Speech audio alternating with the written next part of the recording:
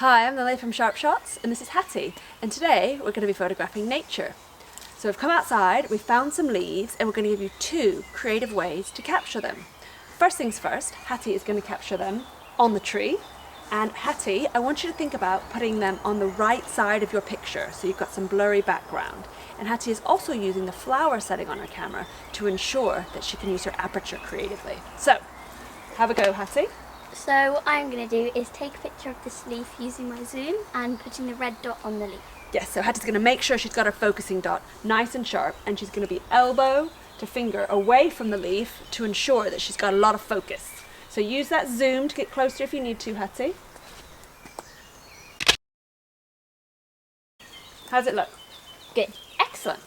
Next thing I want Hattie to do is we're going to pick a leaf off the tree, and I want Hattie to hold the leaf and get all the cool vertical lines in the leaf itself. But the other thing that Hattie needs to do is to hold the camera vertically as well, so she can capture those lines running up and down the frame. So have a go at capturing those long lines, Hattie.